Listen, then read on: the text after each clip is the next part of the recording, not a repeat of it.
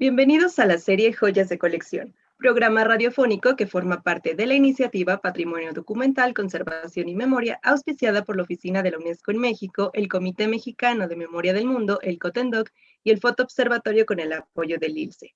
En este programa hablaremos sobre una institución de educación superior dedicada a la formación de especialistas de la restauración, investigación y difusión del patrimonio cultural, la Escuela Nacional de Conservación, Restauración y Museografía Manuel del Castillo Negrete, conocida como INCRIM del Instituto Nacional de Antropología e Historia. Para ampliar nuestro conocimiento sobre el tema, hoy nos acompaña la maestra María del Pilar Tapia López, quien es restauradora de la Escuela Nacional de Conservación, Restauración y Museografía Manuel del Castillo Negrete. Bienvenida, maestra, y gracias por aceptar esta invitación.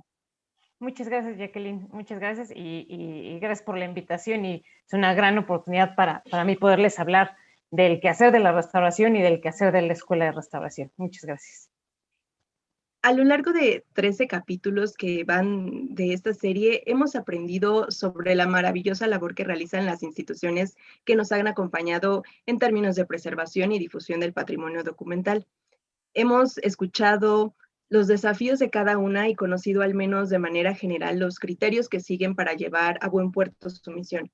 Sin embargo, creo que el programa de hoy tiene su particularidad porque nos permite conocer un aspecto más sobre esta gran fotografía, que es la de los profesionales a cargo de la restauración y conservación. Para iniciar la conversación, maestra, podríamos situarnos en contexto y nos podría contar sobre los orígenes de la Escuela Nacional de Conservación, Restauración y Museografía Manuel Castillo del Castillo Negrete, por favor. Sí, Jacqueline.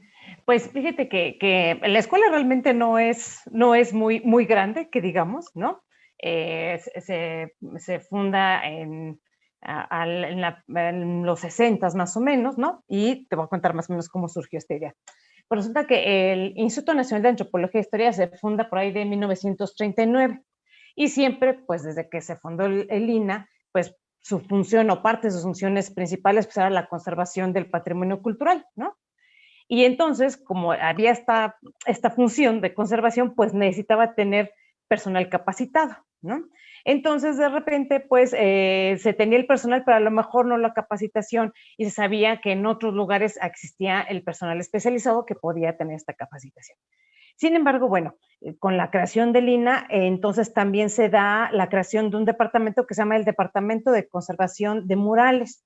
Esto fue más o menos en 1961 y quien dirige este departamento de conservación de murales es Manuel del Castillo Negrete, que en aquel entonces pues era perito en pintura colonial de Elina, ¿no? Entonces, bueno, en este departamento pues, que estaba encargado justo de la conservación de las pinturas murales, pues tenía como misión el rescate, ¿no? de ese tipo de materiales y estuvo en diferentes sitios, ¿no?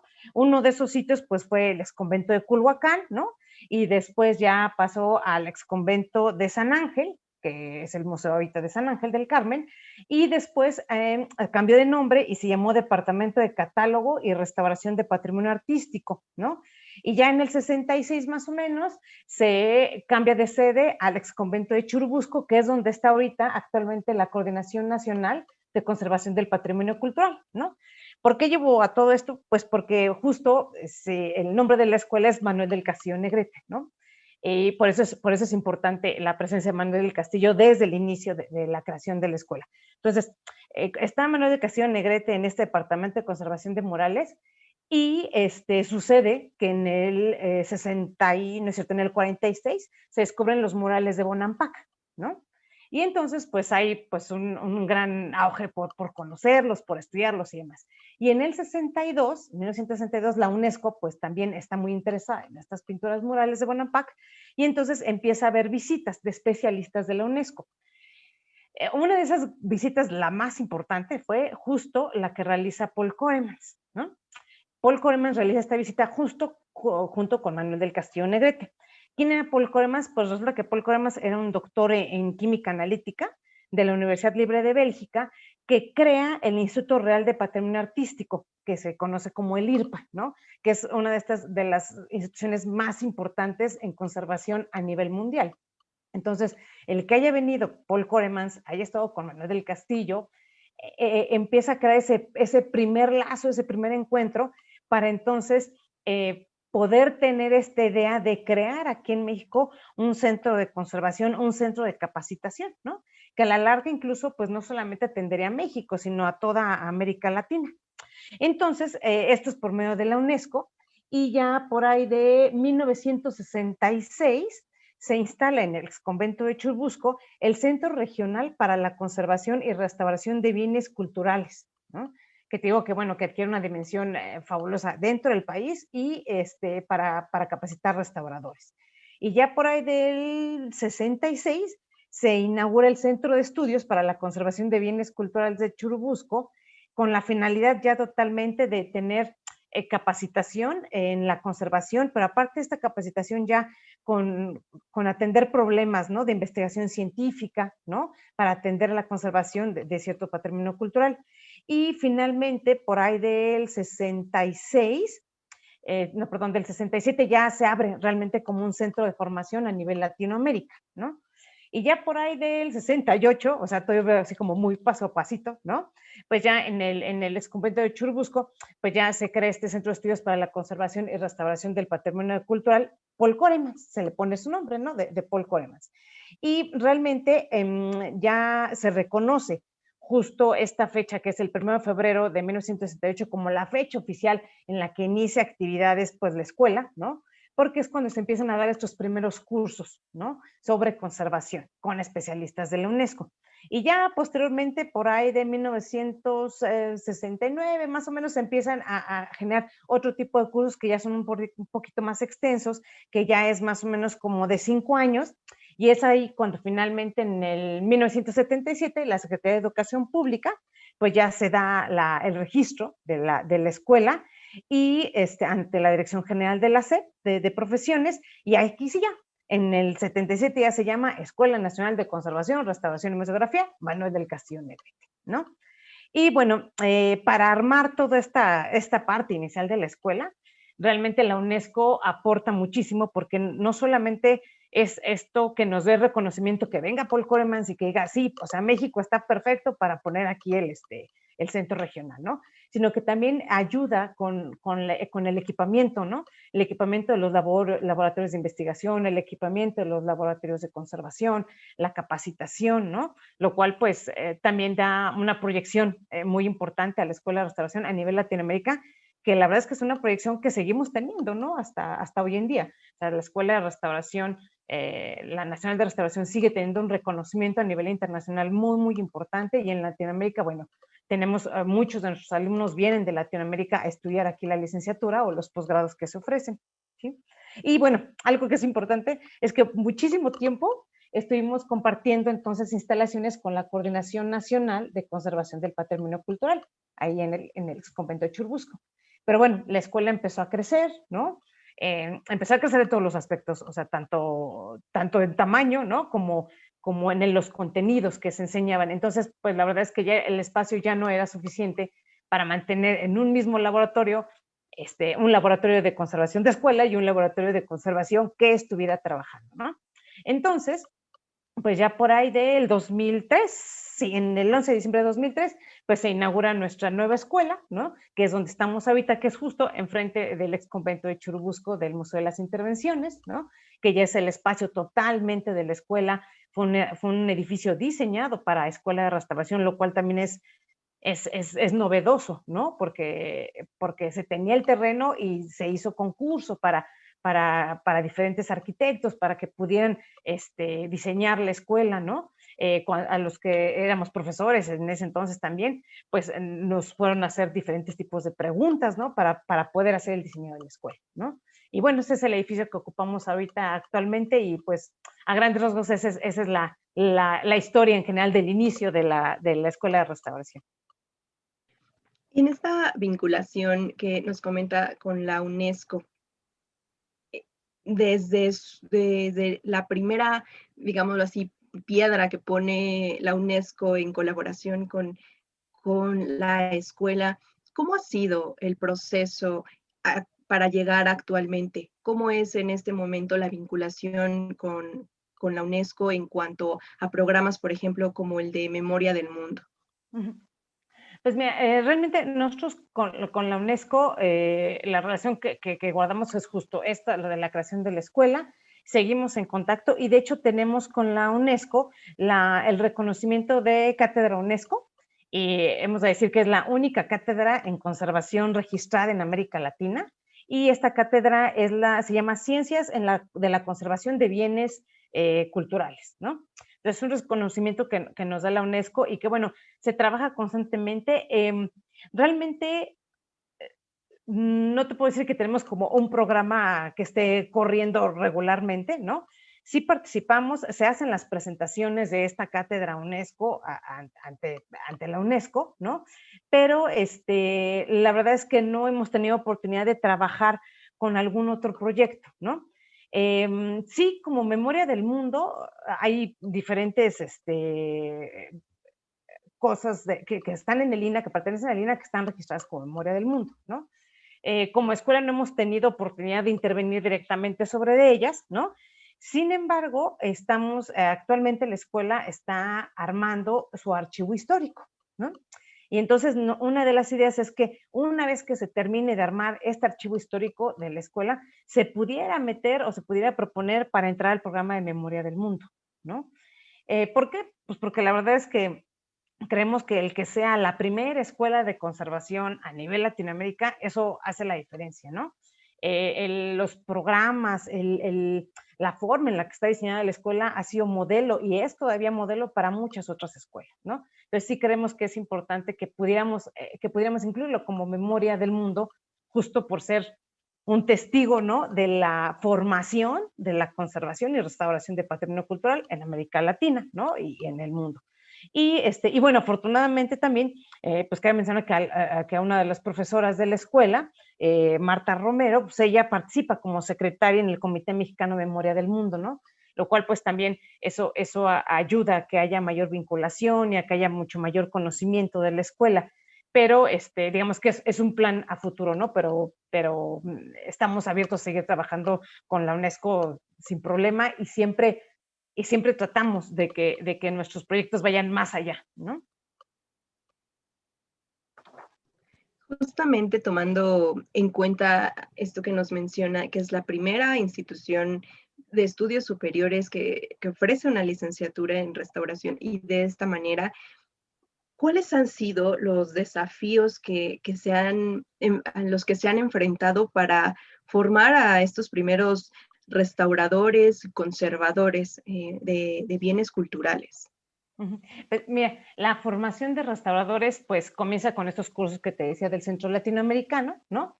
Y eran pues cursos cortos, después están los cursos de 5 años con el reconocimiento de la licenciatura y en algún momento hubo formación de técnicos, o sea, una carrera técnica que duraba como 3 añitos y era muy especializada, ¿no? O sea, podía ser técnico en restauración de cerámica, de pintura de caballete, de escultura policromada, de papel, ¿no? De pintura mural, 3 años y más nada, ¿no? Y en ese entonces, pues a los que querían estudiar la carrera técnica podían ingresar directamente a la secundaria, ¿no? Y estaba la licenciatura, que tenías que ingresar con la preparatoria. Pero al final acabó sucediendo que los que entraban para la técnica, pues también entraban con preparatoria, ¿no? Entonces, y bueno, y finalmente te decía yo de este como crecimiento de la escuela, ¿no? Y lo que te comentaba, o sea, empieza con estos cursos y después se empieza a generar como no quiero decir mayor compromiso porque no era eso, porque siempre luego es como mayor sistematización, ¿sabes? Como mayor metodología en la formación y todo esto.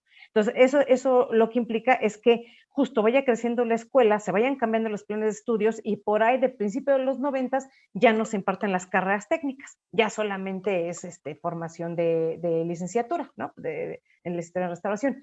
Y bueno, ya que voy con esto, a que bueno, al inicio la formación de restauradores en la Escuela de Restauración sí respondía mucho a las necesidades del instituto, ¿sabes? Del Instituto de Antropología e Historia, ¿no? Que fue para lo que fue creado, ¿no? Entonces, por ejemplo, era una parte importante de la formación de los restauradores, siempre ha sido la práctica, pero en aquel momento, pues, era aún más, ¿no? Porque, no sé, por ejemplo, si se tenía un proyecto en el INA sobre se va a abrir tal exposición, ¿no? Y se necesita la restauración de la obra, se armaban los equipos de trabajo de los alumnos de la escuela, se atendía la obra y esa era parte del aprendizaje, ¿no? De cómo se aprendía, ¿no? Eh, sí creo que la escuela ha sufrido diferentes cambios, ¿no? Ahora, yo creo que a partir como de mediados de los 90 y ahora hemos tenido otros cambios. A partir de los mediados de los 90 más o menos, tuvimos como este aspecto de la formación más científica, ¿no? Científica pegada a las ciencias naturales, ¿no? Entonces, hacíamos restauración e inmediatamente lo que buscábamos, pues, era el análisis científico, ¿no? Análisis de materiales, ¿no? Saber cómo estaban hechos, de qué estaban hechos, análisis de materiales que íbamos a utilizar para restauración, ¿no?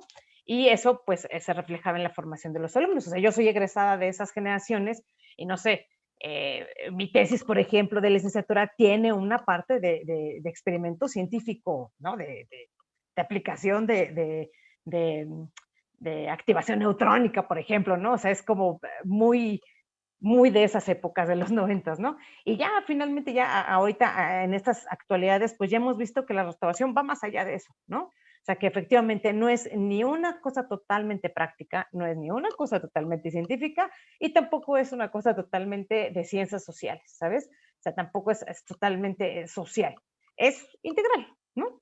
Entonces, como tal, creo que ya la formación de la restauración ahorita, actualmente, busca justo esto, una formación integral, holística, ¿no? En la que como profesionistas seamos capaces de ver a un objeto no como un objeto, sino como parte de el reflejo de una sociedad en ese objeto y como tal, pues debe ser conservado, ¿no? Entonces, así es como ha evolucionado. Te digo, hemos sufrido algunos cambios de plan de estudio. Hemos pasado por planes de estudios de 5 años, de 4 años, estamos en 5 años. Creo que la verdad es que es una formación compleja, ¿no? Sí tiene que ser una formación muy, muy, muy personalizada. Y creo que el gran plus de la Escuela de Restauración es que todos los estudiantes de todas las generaciones hemos aprendido y seguimos aprendiendo la restauración por medio de obra o patrimonio cultural real, es decir, no trabajamos con facsímiles, lo cual como alumno te enfrenta desde un segundo semestre a adquirir un compromiso, ¿no? Y a este compromiso real ante el patrimonio cultural, ¿no? De mucha responsabilidad, de atención a lo que estás haciendo, ¿no? Entonces, esos han sido como los grandes cambios que ha tenido. Y bueno, y digamos, nuestro modelo de formación estrella, ¿no? Que es el seminario taller, ¿no? Que el seminario taller desde inicio de esos primeros cursos, ¿no? Que te cuento en los 60, se dio, ¿no? Se formuló y se diseñó y que, bueno, con el paso de los años ha ido evolucionando para mucho mejor, ¿no? Y bueno, el seminario taller es como la estrella, la cerecita del pastel en la formación de restauradores en la escuela de restauración. Mencionando este tema de la restauración, usted ocupa el cargo de restaurador perito, pero ¿qué es realmente y cuáles son las responsabilidades de un restaurador perito? Pues mira, resulta que este término de restaurador perito responde más a como a una división administrativa del mismo INA, del Instituto Nacional de Antropología e Historia. O sea, digamos que a los restauradores que estamos contratados con base en el INA, nos tienen una diferente jerarquía, ¿no? Entonces, la jerarquía, la más alta es justo restaurador perito. Implica una serie de obligaciones, ¿no? O sea, como restaurador perito que trabajas en el INAH, puedes hacer una serie de actividades, ¿no? Como justo revisar proyectos, dirigir proyectos, ¿no? Pero creo que eso tiene que ir más allá, ¿sabes? O sea, un restaurador, dado que no todos los restauradores pertenecen a Lina o son personal de base de Lina, ¿no? Pues realmente creo que eh, un perfil de restaurador perito tendría que responder más bien a un perfil de restaurador o de conservador en general, de alguien que se conduce con ética, ¿no? Con ética y con profesionalismo. yo te diría que un restaurador perito debe ser capaz de hacer una intervención que va más allá de lo material, ¿no? Un restaurador perito tiene que ser capaz de poder establecer una buena comunicación en un equipo de trabajo multidisciplinario, interdisciplinario, en la que su propuesta de conservación va a estar en función del estudio del objeto, del estudio no solamente material, sino del estudio social del objeto, para lo cual se necesita rodear de especialistas de otras disciplinas, ¿no? Entonces, yo creo que el restaurador, independientemente si es perito o no, un restaurador profesional debería conducirse de esa manera, ¿no? Debería ser capaz de trabajar en equipo y debería ser capaz de antes de cualquier intervención, hacer un estudio integral del objeto, ¿no? Para determinar justo el objetivo de su conservación, a dónde van a llevar, y bueno, incluso puede ser desde, si para lo que quiero la conservación, si requiere de ser conservado el objeto, ¿no? O sea, me refiero si requiere de ser restaurado, intervenido, de meter mano, ¿no? Sobre él. Entonces, yo creo que va más en función de esto, más que una división de restaurador perito, de el quehacer del restaurador, ¿no? ¿Qué debería hacer un restaurador, ¿no? En esta En este proceso de intervenir una obra o un bien cultural, ¿cómo se determina cuál es la correcta intervención?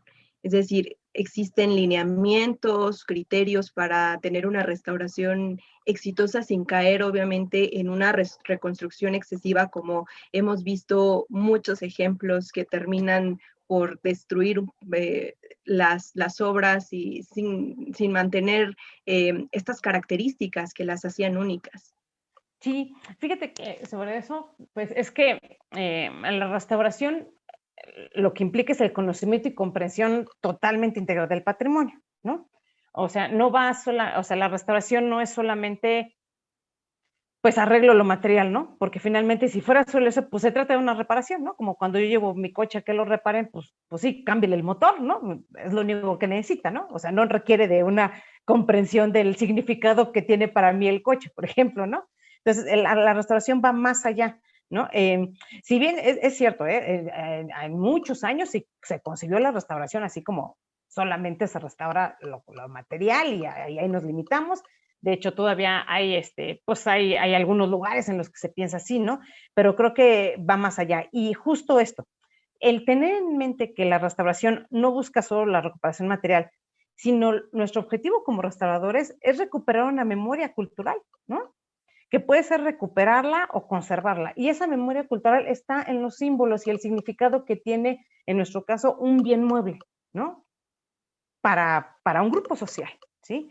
Entonces, sí hay una serie de parámetros, ¿no? De códigos de ética, ¿no?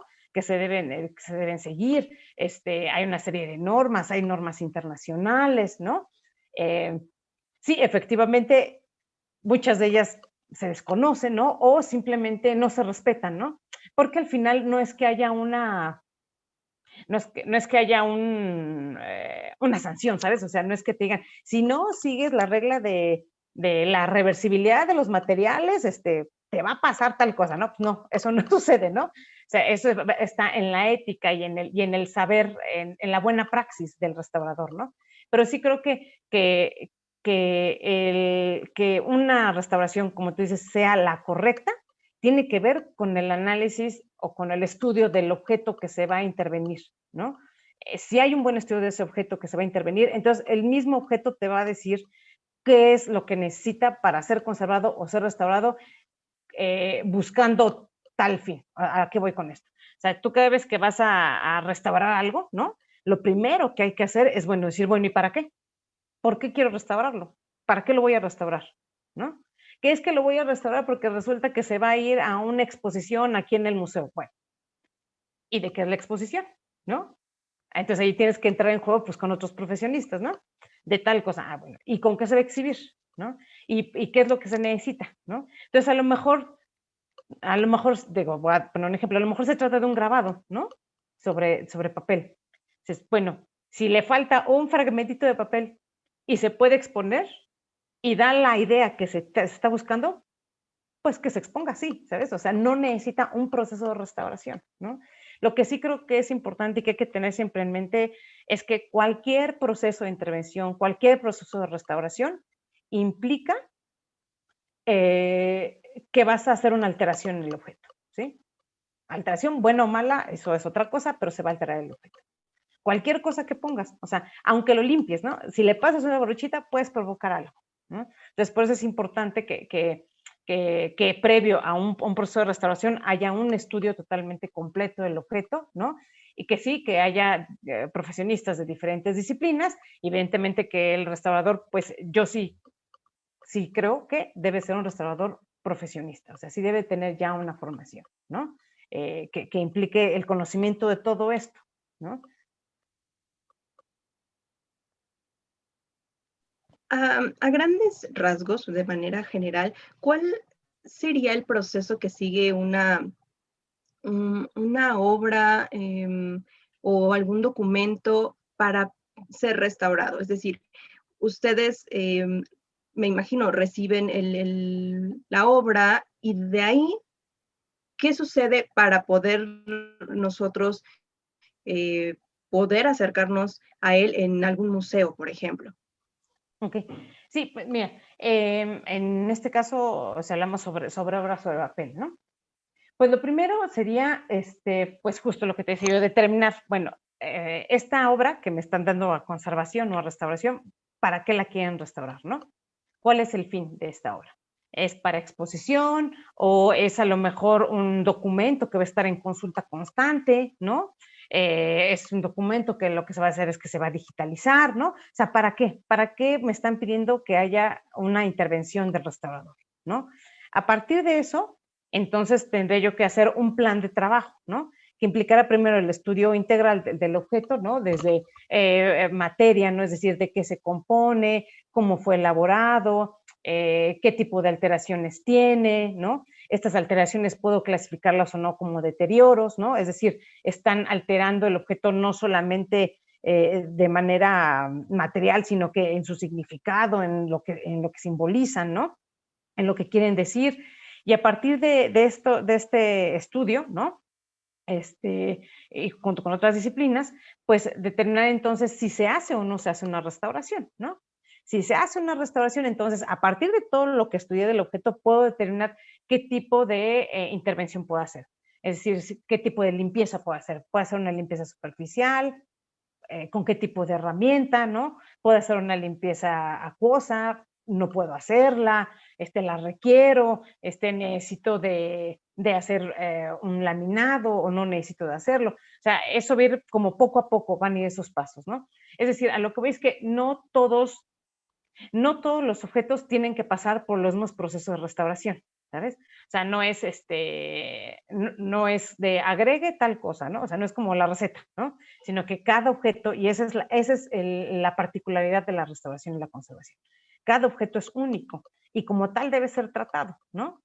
Entonces, pues cada uno tiene sus necesidades. Entonces, no podríamos decir, claro, a todos les haces limpieza, a todos después les haces tal cosa, a todos porque no puede ser así y porque no es así, ¿no? Y lo que creo que sí todos comparten es que no hay proceso de restauración, no hay proceso de conservación que sea milagroso, ¿no? Eso no existe. La conservación y la restauración tienen como fin, ¿no? Eh, conservar, o sea, evitar que estos procesos de alteración sigan presentándose. ¿Por qué? Pues esto es una cosa como muy, muy básica de toda la materia, ¿no?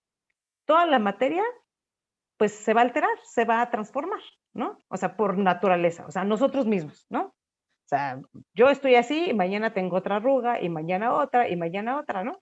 ¿Por qué? Pues porque soy materia, ¿no? O sea, porque esta materia está en reacción, porque esta materia está en movimiento, ¿no?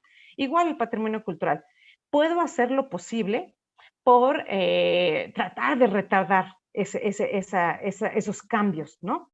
Pero definitivamente no los voy a poder evitar al 100%. Entonces, a lo que voy es esto, la conservación y la restauración no son milagrosas, pues porque cuando tienes tú un objeto que está conservado, que está restaurado, si no tiene las condiciones controladas para su resguardo, ¿no?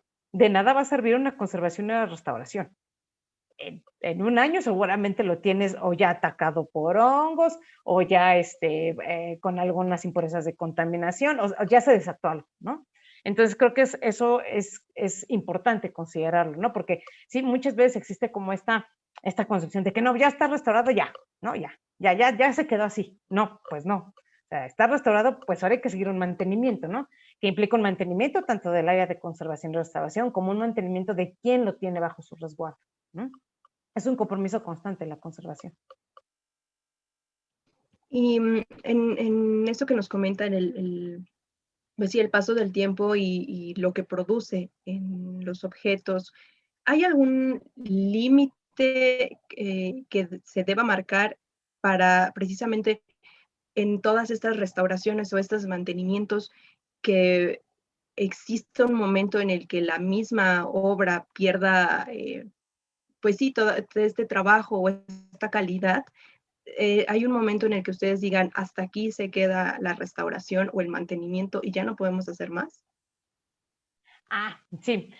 Bueno, sí, definitivamente hay obra que debido a su alto grado de alteración, ya no es posible que hagas un rescate de ella, ¿no? O sea, ya está totalmente, no sé, es que para no usar los términos químicos, ya está totalmente degradada, ¿no? Ya no es posible llevar hacia atrás el proceso de alteración que le está llevando a su destrucción. Sí hay, ¿no? No puedo, o sea, no se podría decir que un determinado tiempo, ¿sabes? O sea, no podríamos decir, claro, un papel de trapo después de 500 años ya no, o sea, porque no es posible, porque depende de las circunstancias en las que haya estado el objeto, ¿no? Y no solamente las circunstancias en las que haya estado, cómo está hecho el objeto, ¿no? O sea, los materiales que se usaron para la elaboración de ese objeto. O sea, el ejemplo más claro es, por ejemplo, el papel periódico, como por ahí de los 70s, ¿no? Que si vemos un cachito de papel periódico de esa época, está totalmente amarillo, quebradizo, ¿no? Ya está en un alto grado de deterioro. Pero vemos, por ejemplo, no sé, un manuscrito de siglo XVIII y está perfecto, ¿no? Entonces, eso tiene más que ver con su técnica de factura, con los materiales que se usaron, ¿no? Entonces, sí, no hay un determinado tiempo que puedo no decir ya, hasta aquí, ¿no? Sino que todo tiene que ver con el estado del objeto, ¿no? La alteración que esté sufriendo el objeto, ¿no? Y definitivamente la restauración, todos los medios que usamos para hacer restauración, tanto de sustancias que se usan para restaurar, ¿no? Materiales que se usan para restaurar, técnicas que se usan para restaurar, pues esos sí tienen o sí se busca que sean reversibles, ¿no? De tal forma que si tú en algún momento puedes hacer un proceso de sacrificio, ¿no? Por ejemplo, si yo tengo un documento que necesita que ponga un soporte de refuerzo, que sería un laminado, necesitaría yo utilizar materiales que yo sé que a la larga, si estoy viendo que ya no está funcionando ese laminado, pueda retirarlo fácilmente, ¿no? Fácilmente, ¿no? Porque vuelvo a lo mismo, cualquier proceso de restauración, por muy controlado que sea, implica que estás agregándole un esfuerzo, le estás agregando material, le estás agregando algo extra al objeto, y eso va a tener una repercusión, ¿no? Hemos platicado en otros programas cómo se van construyendo los criterios para trabajar con el patrimonio cultural. Y nos han comentado que no siempre se pueden, no todos los libros, no todos los documentos pueden guardarse, llevan, claro, un cierto criterio, pero en este caso de la restauración, ¿cuándo es recomendable llamar a un restaurador? Y cómo interviene la INCRIM en este proceso. Es decir, si una persona tiene un objeto o un documento, ¿puede acercarse a ustedes para llevarlo o debe pasar un proceso? ¿Cómo es? Bien, yo en este caso, la pregunta que me haces de cuándo es recomendable consultar a un restaurador, esto yo lo llevo mucho al asunto de la medicina, ¿no? ¿Qué tan recomendable es ir a un doctor o consultar a un médico? Yo respecto a eso diría, pues siempre, ¿no? Si es que me siento mal, o sospecho que tengo alguna enfermedad, pues debería de ir al médico, ¿no? Porque hay enfermedades silenciosas, ¿no? A lo mejor yo me veo muy bien, ¿no? Pero me siento de repente medio mal y entonces tengo que ir al médico porque a lo mejor tengo una de estas enfermedades que no se manifiestan sino hasta que ya está a punto de darme un infarto, ¿no? Yo diría exactamente lo mismo de la restauración, ¿no? Siempre que se planea hacer un proceso de restauración o conservación, o siempre que parezca, ¿no? Que tenemos que hacer una intervención, siempre tenemos que consultar con un restaurador profesional, ¿no? Por lo mismo, por lo que te digo, siempre un proceso de intervención siempre deja huella en los objetos. Entonces, yo creo que siempre que se tenga un proyecto de conservación y restauración, hay que acudir con un profesionista de la restauración. La verdad es que creo que, pues, les decía yo, la escuela es joven, ¿no? O sea, no es una escuela grande, ¿no? No somos muchos egresados, ¿no? O sea, pensando no en otro tipo de profesiones como medicina, ¿no? O sea, que muchísimos, ¿no? Nosotros aún no, ¿no? Pero creo que ya ahora ya en estos días es fácil que puedas recurrir a un restaurador, que encuentres un restaurador con formación profesional. Yo diría, siempre que se vaya a hacer un proyecto de conservación y restauración, hay que acudir a un restaurador, ¿no? Eh, los grandes fallos que hemos visto en la conservación de repente aquí en México, pues han sido por eso, ¿eh? Porque no ha habido un restaurador profesional junto, ¿no?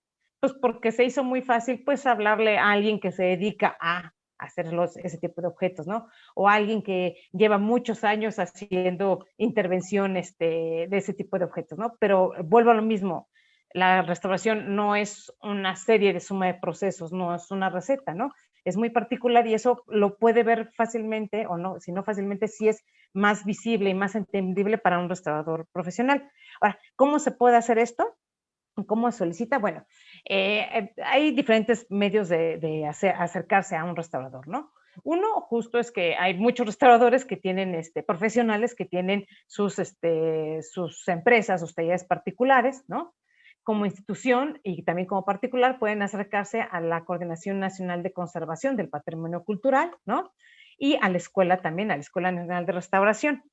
El asunto con la Escuela Nacional de Restauración, que es donde yo trabajo, es que sí se pueden atender casos de conservación, pero pues tenemos un par de peros, ¿no? El primero es que solamente la escuela atiende obra que sea de una institución, ¿no? Es decir, si fuera mi colección particular familiar, por ejemplo, pues difícilmente podríamos atenderlos, porque el objetivo de la escuela es atender también pues obra de institución, principalmente del INA, ¿no? Pero bueno, sí hemos trabajado obras de otras instituciones, ¿no? ¿Y por qué? Porque también lo que hay que tomar en cuenta es que la escuela, pues su principal objetivo es la formación, ¿no? Entonces también cuando hemos recibido algunas peticiones de conservación de algunas colecciones, para nosotros la prioridad sería, bueno, esa colección, ¿qué problemática está presentando que me pueda ofrecer un problema de restauración al que puedan resolver los alumnos, en el que puedan aprender, ¿sí? Ya ves que te comentaba que bueno, había diferentes procesos de restauración, ¿no? Hay a lo mejor algún proyecto en el que el proceso de restauración, que lo único que necesita es limpieza, ¿no? Y aparte son tantos ejemplares que, bueno, sería todo el semestre, ¿no? Si tomamos eso, pues tendríamos a los alumnos haciendo solo limpieza, un solo proceso, ¿sabes? Entonces no daríamos oportunidad a que pudieran aprender mucho más. Entonces, sí, la escuela puede recibir peticiones, las recibimos de hecho, para hacer dictaminaciones, por ejemplo, y también para hacer intervenciones, pero bueno, se tiene que pasar por una como evaluación, pues, ¿no? O sea, si pertenece o no a una institución y bueno, si el patrimonio cultural a restaurar nos ofrece esta posibilidad, este objetivo didáctico que tenemos como institución. Y bueno, y hay que tomar en cuenta que somos una escuela, entonces no estamos dedicados al 100% al tratamiento de la obra, ¿no? Los alumnos tienen otro tipo de formación, ¿no? Y bueno, al reto platicamos de eso, si quieres, sobre cada semestre se cursa un seminario de taller diferente. Entonces, por ejemplo, papel o el taller de documentos, que es el que estoy a cargo, se imparte solamente en el semestre de enero a junio, ¿no? De cada año. Entonces, pues, o sea, el trabajo iría de enero a junio de cada año. y no están los alumnos al 100% dedicados solamente a la intervención. Tienen otra serie de formación y de materias que tienen que acudir. Entonces, pues también eso de repente, pues para una institución o para alguien que quisiera la restauración de su obra, pues no es tan conveniente, pues porque no podemos decirle, se la vamos a entregar en un mes, ¿no? A lo mejor como lo haría un conservador o un restaurador contratado de manera particular, ¿no? Para terminar un poco con este tema que a mí la verdad es que me emociona mucho, que es la restauración, ¿es lo mismo cuando hablamos de conservación y preservación? Fíjate que de eso hay todo una discusión. El asunto es que efectivamente hay diferentes términos, ¿no? Y estos términos, yo lo que quisiera decir es que no está mal, o sea, porque de repente pareciera que estamos peleados, ¿no? Pero no está mal, o sea, yo creo que el problema no es que haya diferentes términos, el problema es que los desconozcamos. Uh-huh. El problema es que yo como, por ejemplo, un término así como en el que de repente estamos ahí medio, no quiero decir peleados, pero en el que tenemos diferentes terminologías entre restauradores, por ejemplo, conservadores y el área de archivos, ¿no? Es el término preservación, ¿no? Pero yo no creo que está mal, o sea, yo creo que está bien, ¿no? O sea, cada disciplina puede tener su terminología.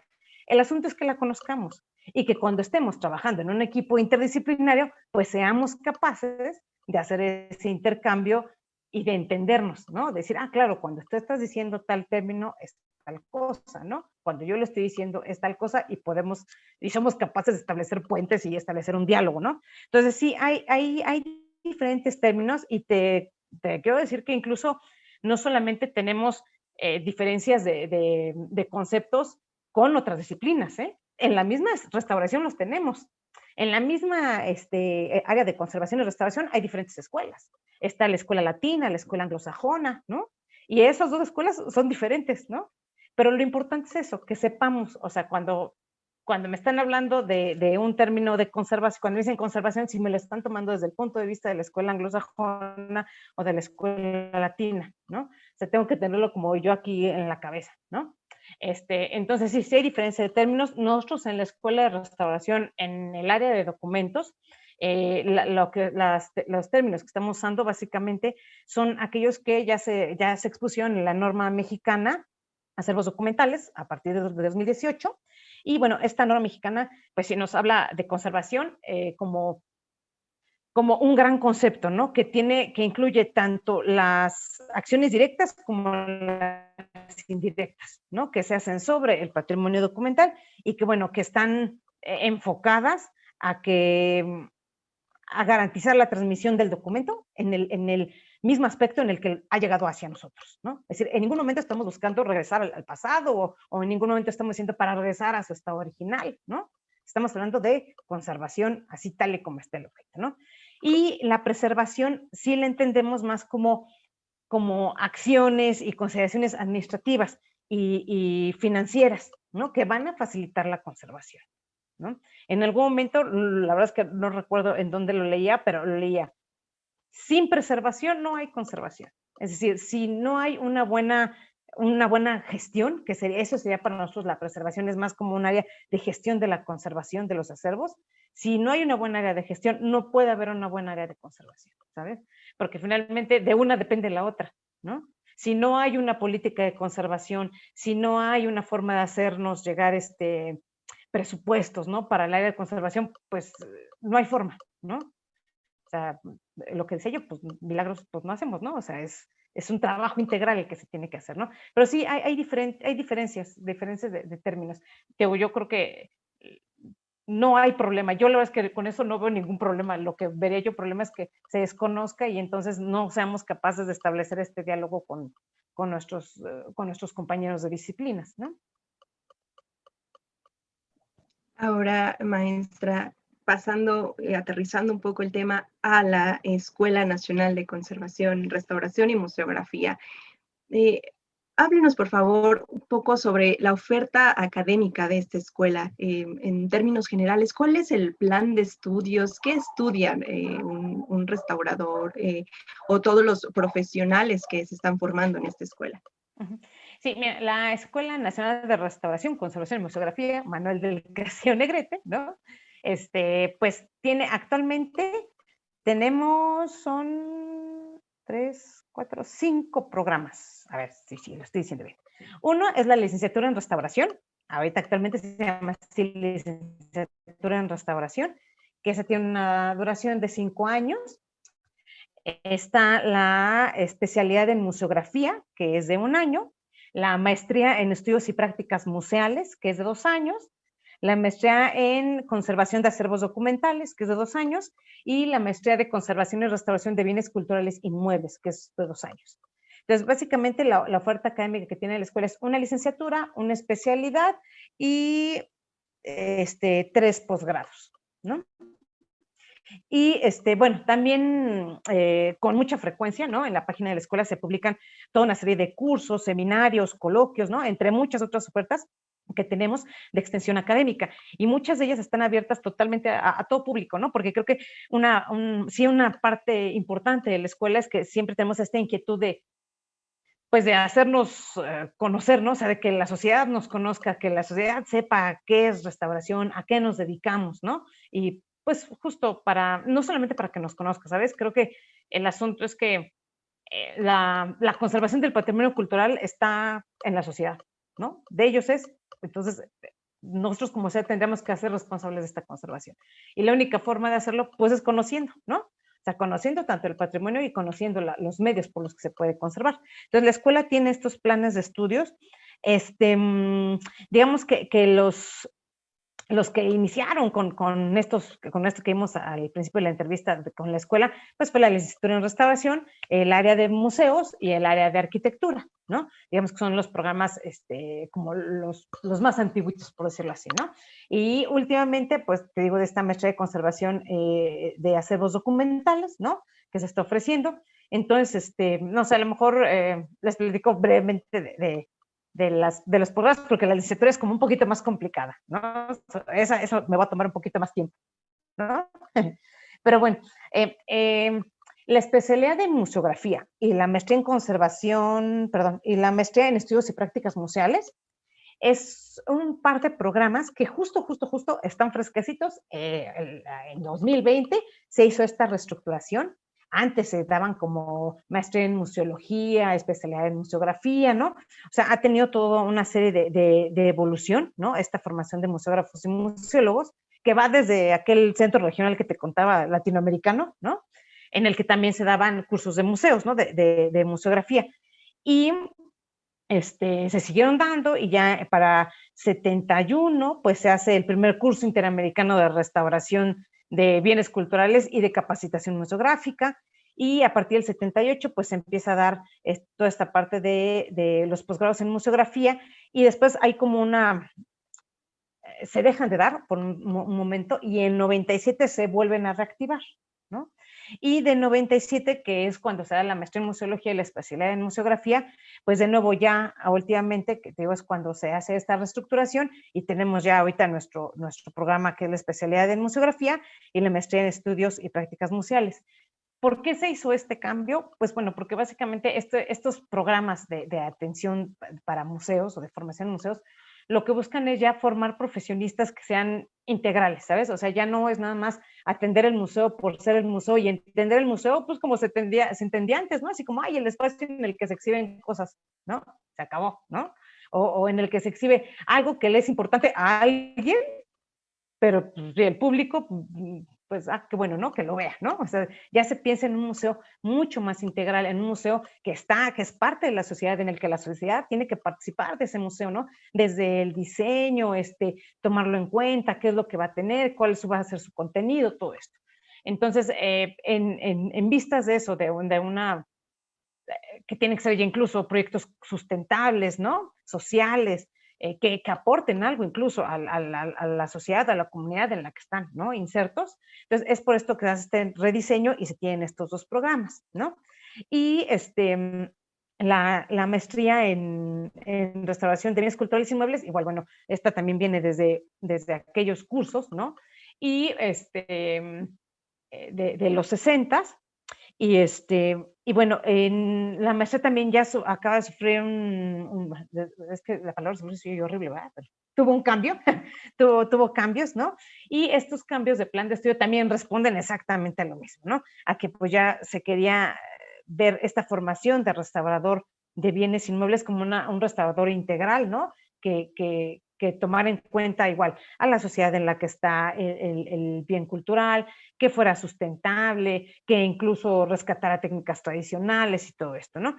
Entonces, también la maestría se reestructuró y creo que la maestría en conservación de acervos documentales, esa maestría me parece que es muy interesante por el tipo de perfil que maneja, ¿no? O sea, porque pareciera que si te digo maestría en conservación de acervos documentales, pues parece que es, pues justo, ¿no? Como para documentos, nada más, ¿no? Pero no, curiosamente, esta maestría lo que maneja es este gran concepto de documento. O sea, documento no solamente es lo que está en una hoja o está en un libro, ¿no? Documento es todo, ¿no? O sea, finalmente todo, o sea, los objetos son documentos, son testigos y son testimonio de algo, ¿no? O sea, en ellos contienen información. Por eso es que es importante conservarlos. Entonces, esta maestría en acervos documentales está dirigida pues a profesionales básicamente de cualquier área del saber. O sea, lo que se quiere es hacer como un equipo interdisciplinario que esté interesado en materialidad, en uso, en difusión, en vinculación, en organización, gestión, preservación, manejo de colecciones, ¿no? ¿Y por qué? Pues porque lo que se quiere es formar un profesional que justo sepa trabajar de esta forma interdisciplinaria, ¿no? Que tenga propuestas y estrategias para la intervención interdisciplinaria de una colección, ¿no? Entonces, me parece que es una maestría muy, yo pensaba que es muy novedosa, ¿no? ¿Sabes? Porque va más allá del concepto de acervo documental, ¿no? Que todo el mundo decimos, acervo documental, y se nos viene a la mente el archivo y la biblioteca, ¿no? Va más allá de eso, ¿no? Lo cual es muy interesante porque finalmente, si pensamos en un archivo, en una biblioteca, de repente en el archivo y la biblioteca está la parte de archivo, la parte de biblioteca, más todo lo de audiovisual, ¿no? Por ejemplo, y las colecciones particulares, ¿no? De esas bibliotecas, ¿no?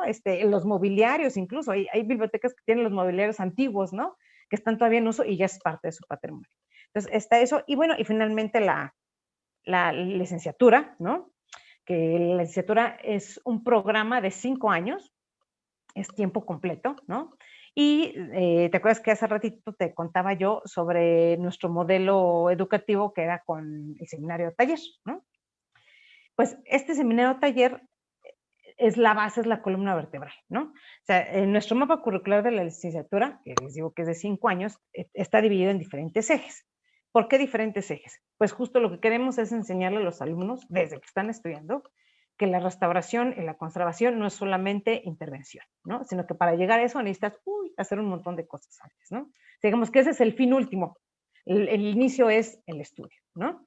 Entonces, durante estos 5 años se imparten diferentes seminarios, ¿no? Sí te los quisiera yo mencionar, porque creo que son importantes. El primero es el laboratorio introductorio a la restauración, en el cual a los alumnos en este primer semestre pues se les da información acerca de diferentes técnicas de factura, diferentes materiales con los que están elaborados el patrimonio cultural, toda esta parte de significado, ¿no? Eso es lo que queremos en este. Después cursan el seminario taller de restauración de cerámica, después el seminario taller de textiles, después el seminario taller de escultura policromada, después obra mural, después caballete, pintura de caballete. Después tienen que escoger entre restauración de documentos y obra gráfica de papel o el seminario de taller de restauración de metales. Y al final se ofrecen una serie de optativos que puede ser conservación bibliológica, conservación arqueológica, conservación y restauración de fotografía, conservación y restauración de obra moderna y contemporánea, conservación y restauración de instrumentos musicales, ¿no? O sea, es una formación muy, muy completa, por eso es que son 5 años, ¿no? ¿Qué se busca en estos seminarios taller? El seminario taller es una figura educativa que lo que busca es que una serie de profesionistas de diferentes disciplinas convergen en la conservación del patrimonio cultural. De tal forma que, por ejemplo, yo puedo hablar que es el taller de documentos, cuando un alumno se le enfrenta a un documento que tiene que conservar, tiene que establecer un estudio tanto desde el punto de vista de la historia, de la biología, de la físico-química, de la conservación, ¿no? Y a partir de eso que va a estudiar, va a poder terminar un proceso de conservación y va a poder hacer como la planeación de este proceso. Por eso es que el seminario de taller es nuestra figura principal, ¿no? Porque aparte del seminario de taller, que es lo que llevan más tiempo los alumnos dentro de una jornada de trabajo, tienen las otras clases, ¿no? Que es, pues, básicamente es físico-química aplicada, ¿no? Historia y ciencias sociales aplicadas, ¿no? Pero no, yo lo que quiero recalcar es que no se consideran como disciplinas auxiliares, ¿sabes? Que en algún momento se pensó mucho en eso. Ay, son disciplinas auxiliares. No, para nada. O sea, todas tienen el mismo peso dentro de la conservación, ¿no? Lo que les decía yo, un objeto que no ha sido correctamente estudiado desde el punto de vista material o desde el punto de vista del significado, desde el punto de vista de la historia, esa falla puede llevar consigo como consecuencia una mala conservación, ¿no? O la pérdida de información. Entonces, básicamente, así es como se imparte la licenciatura. Te digo, son 5 años, tiempo completo. Los alumnos tienen el seminario de taller y junto con el seminario de taller tienen otras clases, ¿no? También se les da, por ejemplo, algunas otras materias que implican como el saber hacer el objeto, como si fuera técnica de factura, pero no para que sean creadores, sino para que entiendan cómo es que el objeto fue creado. Y en esa medida que entiendes cómo es que el objeto fue creado, puedes entender el proceso de alteración que puede llegar a presentar, ¿no? O puedes entender que tu proceso de restauración puede alterar esa primera factura del objeto, ¿no? A propósito de los seminarios, hay uno que me gustaría que pudiera compartirnos y es el Seminario Permanente de Preservación Documental de la UNAM, que entiendo usted es miembro activo. ¿Puede compartirnos un poco sobre cuáles son los objetivos y las actividades que se llevan a cabo en este seminario? Sí, este seminario es otra cosa diferente al seminario taller, ¿no? Este es porque, digamos que los seminarios taller que les decía yo son parte de la currícula, del mapa curricular de la licenciatura. Este seminario del que estamos hablando, que es el Seminario Permanente de Preservación Documental de la UNAM, pues digamos que es un grupo, ¿no? Es un grupo de trabajo, un grupo de profesionistas. Y justo es eso, ¿no? Estamos reunidos en él un grupo de profesionistas de diferentes áreas de conocimiento que estamos dedicados a la conservación de patrimonio documental, ¿no? ¿Cómo es que se forma este seminario? Pues bueno, resulta que cuando fueron los festejos del Bicentenario y del Centenario de la Independencia y la Revolución Mexicana, pues empezó a haber mucho movimiento de acervo con los acervos documentales, ¿no? Pues básicamente pues, porque estos tenían información de esos acontecimientos históricos. Pero entonces con esta serie de circunstancias que hubo, nos empezamos a dar cuenta que había una serie de cosas que no estaban normadas, ¿no? O que de repente, pues alguien hacía de una manera, alguien de otra, y se necesitaba tener un poquito de orden, ¿no? Entonces, con ese propósito y con esta inquietud fue que en 2010, pues decidimos reunirnos, juntarnos como grupo de trabajo y se creó el seminario. Este grupo de trabajo, entonces, como digamos que lo primero que busca, ¿no? Es justo, pues, desarrollar, pues, como plan, ¿no? Para poder regular un poco esta protección de los diferentes acervos documentales, ¿no? Y esto fue en 2010, sí, y queda ya inscrito en la UNAM en el ISUE, en el Instituto de Investigaciones sobre la Universidad y la Educación de la UNAM. Entonces, el seminario pertenece al ISUE y estamos trabajando desde 2010. Y somos especialistas de diferentes áreas de trabajo, ¿no? Pero estamos todos dedicados totalmente al ámbito de la preservación, ¿no? De patrimonio documental. Estamos de la UNAM, hay gente de investigaciones estéticas, de investigaciones bibliográficas, de la Hemeroteca Nacional, hay gente del ISUE, obviamente, ¿no? Hay personas del CENCROPAM, de LIMBA, de LINA, estamos en la Coordinación Nacional de Restauración y la Escuela Nacional de Conservación, Restauración y Museografía, de la Benemérita Universidad Autónoma de Puebla, con la Biblioteca La Fragua, ¿no? Hay gente de la GN, evidentemente, de la Biblioteca Nacional de Antropología, ¿no? Hay personas de instituciones independientes e incluso tenemos a una persona que está de parte de la Biblioteca Nacional de Francia, ¿no? Creo que es importante mencionar que sí, somos un equipo de diferentes disciplinas, ¿no? O sea, sí, la mayoría somos conservadores, ¿no? La verdad es que sí. La mayoría somos egresados de la Escuela de Restauración, ¿no? De la ENCRIM. Y pero digo, es un grupo que estamos dedicados a diferentes aspectos, ¿no? Digo, hay gente que está dedicado a la docencia, a la investigación, a la intervención directa, ¿no? A proyectos privados, proyectos de restauración institucional, ¿no? Entonces, a la difusión. Entonces, creo que es un grupo multidisciplinario que pues tenemos como fin la conservación, ¿no? Y ¿cuál es nuestro objetivo? Pues bueno, básicamente nosotros tenemos como objetivo pues diseñar diferentes herramientas, ¿no? Que ayuden a la conservación de los acervos, ¿no? Y que ayuden a la cooperación entre los diferentes especialistas que nos dedicamos al trabajo de estos acervos en instituciones, ¿no? Y en diferentes países. Y ¿qué actividades hacemos? Pues digamos que una de las principales, que ahorita les platico un poquito más, fue pues justo el proyecto de elaboración de la norma mexicana de preservación de patrimonio documental, ¿no? Pero bueno, aparte de eso, tenemos en el seminario el diseño se lleva a cabo cada 2 años el coloquio internacional sobre líneas de trabajo de materias de conservación y restauración en bibliotecas y archivos. El primero que se hizo fue justo en 2010 y a partir de ese momento, cada 2 años se realiza. Entonces, ya nos toca este año el 6º, ¿no? Estamos trabajando sobre él, ¿no? Y bueno, básicamente lo que queremos con este coloquio es fomentar el intercambio, ¿no? De conocimientos y experiencias, porque incluso, pues siendo internacional, hemos tenido oportunidad de tener gente de toda Latinoamérica, ¿no? De España, de diferentes países que nos han enriquecido y que creo que nosotros también les hemos enriquecido mucho a ellos con estos intercambios, ¿no? Y, bueno, también, por ejemplo, tenemos ahorita en nuestra página, al final les digo cuál es nuestra página, pero por ejemplo ahorita tenemos este tipo de serie de recomendaciones ante el COVID, ¿no?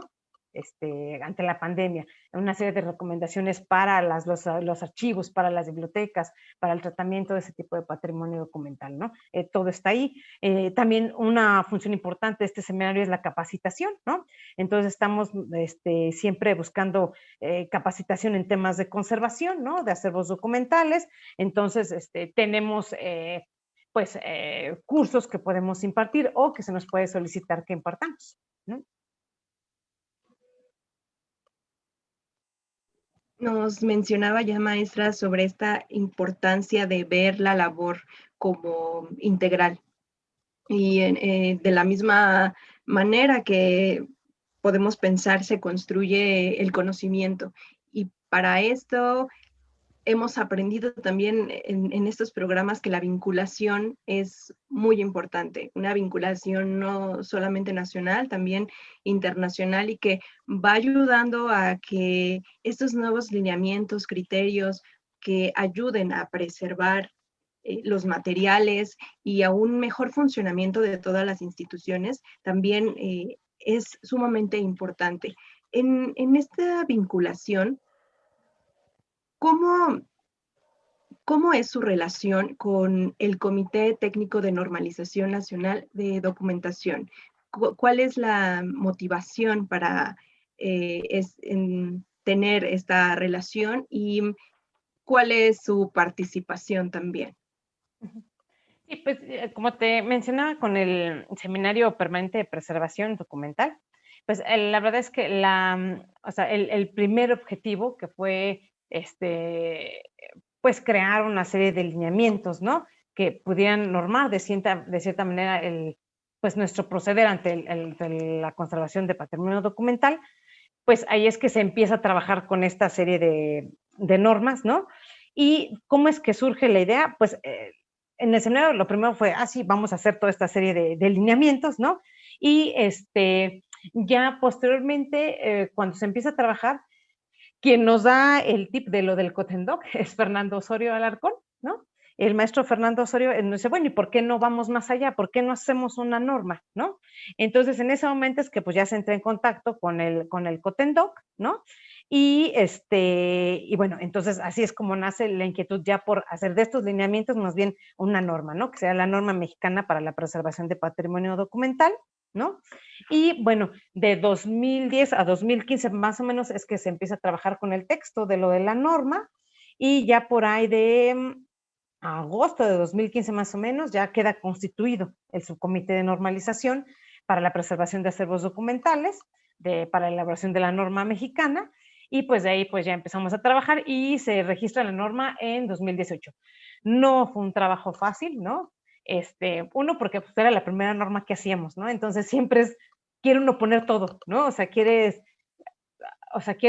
más que norma, quieres hacer como una mezcla entre norma manual y lo que sí debe ser y con qué debe de ser, ¿no? Y hasta poner casi que dónde puedes conseguir el material, ¿no? Entonces se vuelve complicado, ya es complicado a pasar de cambiar, ¿no? El estado mental de quiero poner todo a decir, no, a ver, es una norma y la norma tiene tales formatos y entrar a entender estos documentos, ¿sabes? O sea, cuando entramos al Cotendoc y hay que hacer la norma y empezamos a estudiar toda una serie de documentos de cómo se hace la norma, qué requisitos tienen que ser, bueno, para nosotros las primeras veces fue literalmente una pesadilla, ¿no? Porque no se comprendía, de repente son términos muy jurídicos que era así de, ¡ay! No, o sea, no podemos, ¿no? Poco a poco y con paciencia, ¿no? Se logró y finalmente pues ya logramos registrarla en 2018, ¿no? Entonces, esta es como nuestra relación con el Cotendoc. Seguimos trabajando en la norma porque, pues sí, nos queda claro que sí se puede sacar, ¿no? Una norma, pero pues, como todo en la vida, se tiene que revisar, ¿no? Y como la conservación, ¿no? No sirve si no le estás dando mantenimiento y si no estás actualizándola, ¿no? Entonces, justo pues estamos en eso, ahorita estamos en procesos de darla a conocer, de capacitar sobre su uso, ¿no? Porque de repente, pues sí sale la norma, pero nadie te dice cómo aplicarla, ¿no? O cómo es que se aplica de una forma más práctica. Entonces, estamos justo en eso, en difundirla, en dar cursos, en publicarla, ¿no? Y bueno, a la par ya viene el tiempo en el que tenemos que empezar a revisarla, ¿no? Es decir, todavía no existe como tal un programa ya activo para la capacitación y aplicación de esta norma. Sí tenemos un plan de capacitación.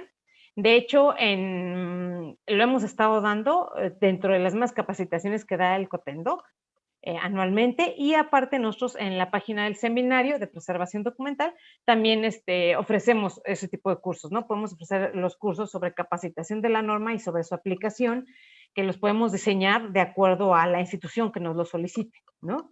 Entonces, por ejemplo, hemos dado capacitación de la norma a, mm, a instituciones en especial, o sea, dimos hace unas par de semanas atrás, dimos un curso en el fotoobservatorio, ¿no?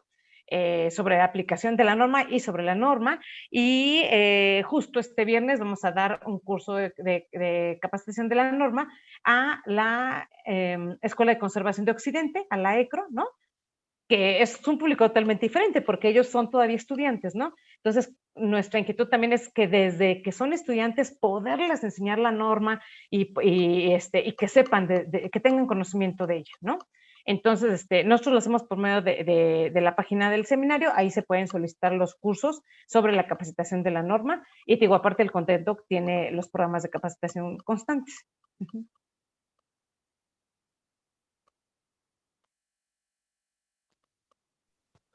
Si pensamos en todos los documentos que se han creado durante este contexto de pandemia al que nos hemos enfrentado y que de una u otra manera quedarán registrados históricamente y nos mostrarán en algún momento cómo fue que vivimos este momento y este proceso.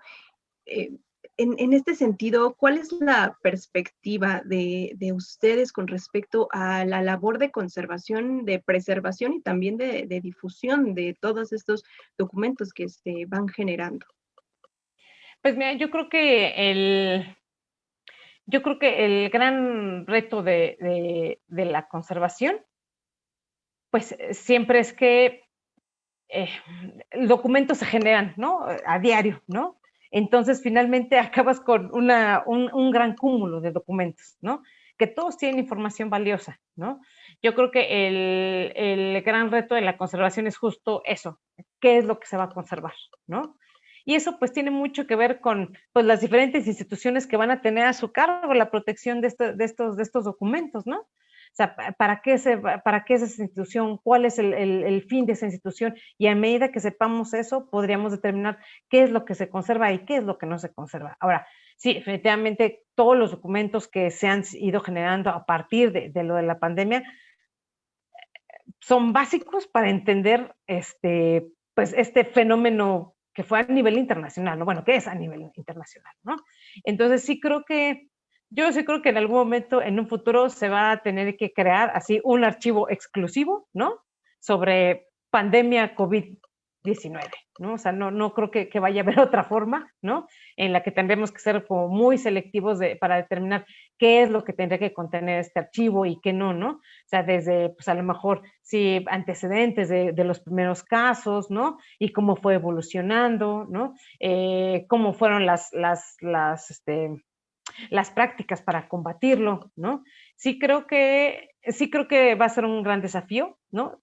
Porque, aparte de todo esto, se ha creado mucho documento, sí, en escrito y en impreso, ¿no? Es más, en manuscrito, seguramente están las bitácoras de los doctores, que esas van a ser importantísimas, ¿no? Las bitácoras de los investigadores también, las bitácoras de vacunación, todo que es esto que está, ¿no? A manita o registrado. Pero mucho de estos documentos está en digital, ¿no? Creo que la conservación digital, ese es un reto máximo en un futuro. Bueno, en un futuro que ya nos alcanzó, ¿no? Porque, pues bueno, o sea, de una forma muy burda, ¿no? Archivos que teníamos en la computadora hace 15 años, hay unos que ya no los podemos abrir, ¿no? Así de peligroso está la pérdida de información en el universo digital, ¿no? Entonces sí creo que ese es el gran reto, ¿no? O sea, ¿cómo vamos a poder conservar toda la información y toda la información que está de manera digital, que es muchísima aparte, ¿no? Muchas de las noticias, ¿no? Todo esto que está surgiendo. Es más, fíjate, hasta conservación, creo que conservación del aspecto social, por ejemplo, de toda esta serie de memes, de chistes, de noticias de Facebook, todo lo de las noticias falsas de Facebook, por ejemplo, también creo que eso es riquísimo porque te habla de una situación social, ¿no? Y que tendría que estarse conservando ante una problemática mundial, ¿no? Entonces sí creo que el gran reto va a estar en el asunto digital. Sí creo que ahí va a estar mucho más el problema, ¿no? Y ahora, ¿cuáles has, pensando en retos, cuál ha sido el reto y el aprendizaje que deja este momento de pandemia para la INCRIM?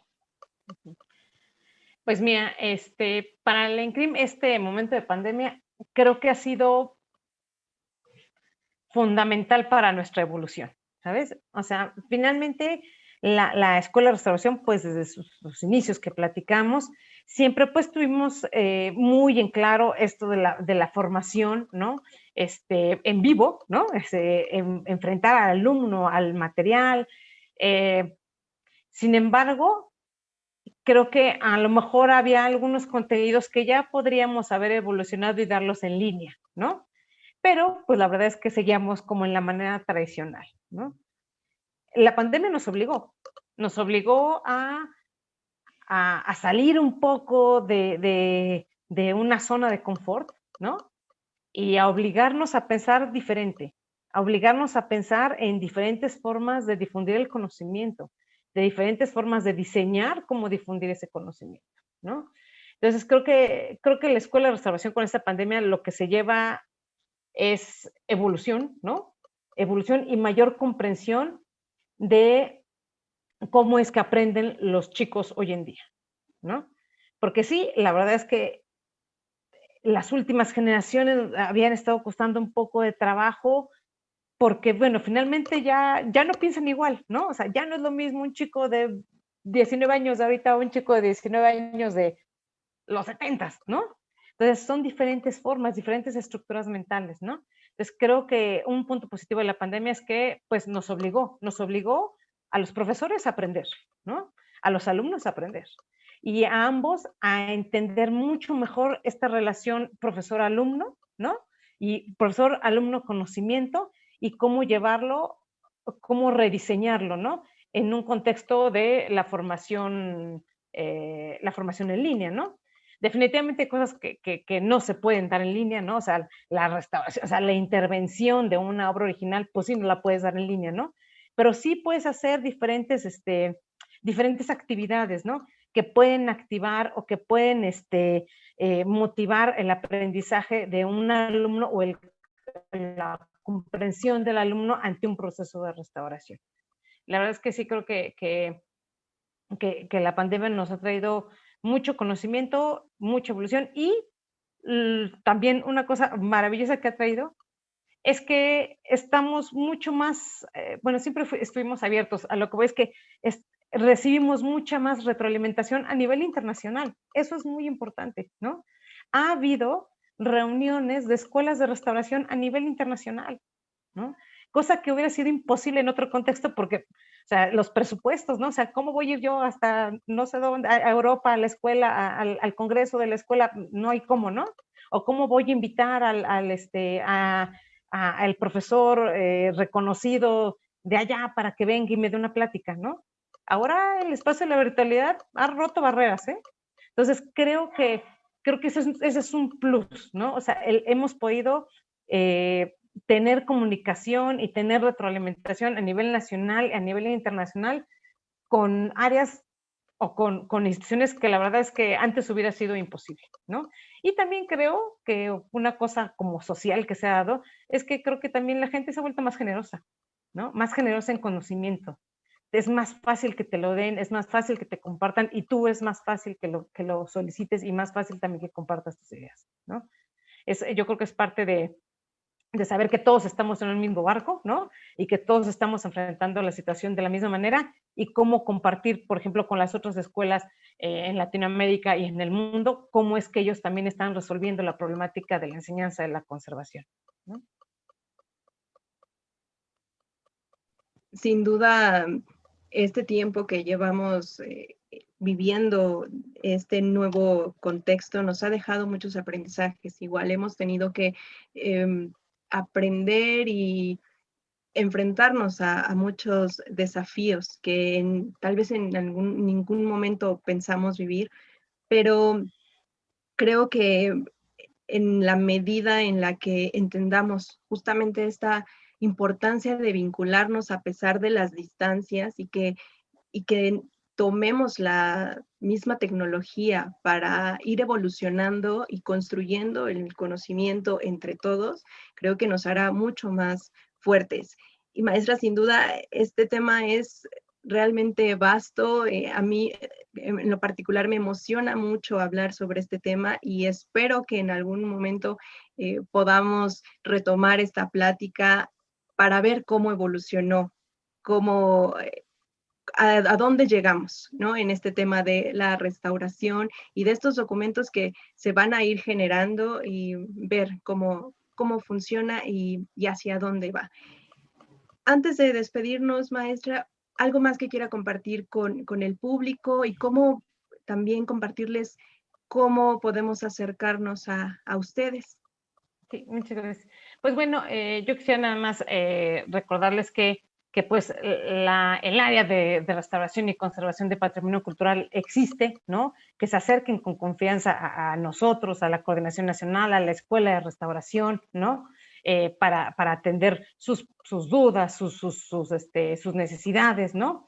Y que bueno, que conservemos abiertos estos canales, ¿no? De comunicación y de intercambio, ¿no? Y sí, creo que la restauración da, bueno, yo qué puedo decir, a mí me encanta esto, ¿no? Entonces da para hablar horas y horas y horas y horas. Por ejemplo, el simple tema de teoría o preceptos teóricos aplicado, eso es enorme, ¿no? O sea, da para mucho, ¿no?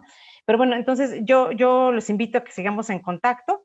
Les invito a que consulten las páginas, ¿no? Les puedo dejar las páginas de la escuela, que es www.encrim,